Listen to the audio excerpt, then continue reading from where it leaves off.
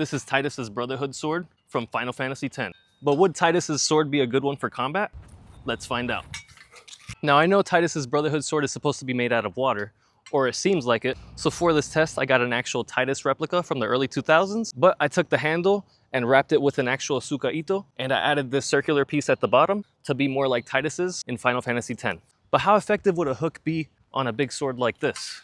We see a lot of Chinese hook swords in Kung Fu, and those are very effective for manipulating somebody else's weapon and countering the weapon to come in with your own strike. With Tidus's Brotherhood, doing these types of pulls like this would be really effective with the hook because it could easily catch somebody's weapon and move it aside, or you can get around behind them and pull them down.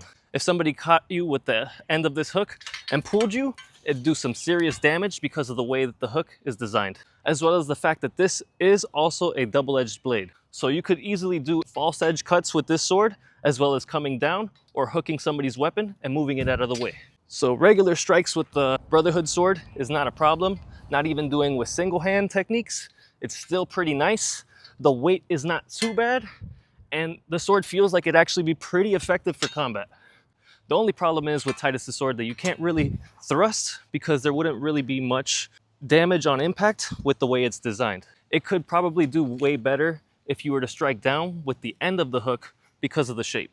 So with Tidus' guard, this piece right here going over your thumb might actually add some protection for your fingers. You possibly could even finger the guard right here and manipulate your sword a little bit easier. As well as in the bind up close, this thing might actually come in handy to just pull back and somebody's weapon could move out of the way and you have your opportunity to come in and possibly get around their shield or armor and pull them down. As for all the crazy flips that Tidus does in the game, I can't really do those, but spinning attacks, yes, not a problem doing it with this kind of a sword.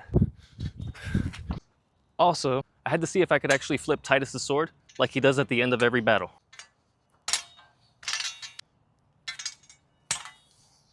The unique shape and hook at the end of Tidus' Brotherhood is actually pretty nice for combat because it would be really good for maneuvering somebody's weapon out of the way or doing some counters. So as for effectiveness, Tidus' sword is actually not that bad and probably my second favorite out of the whole Final Fantasy series. So what do you think? Is Tidus' Brotherhood from Final Fantasy X a good sword, or would you use a different one?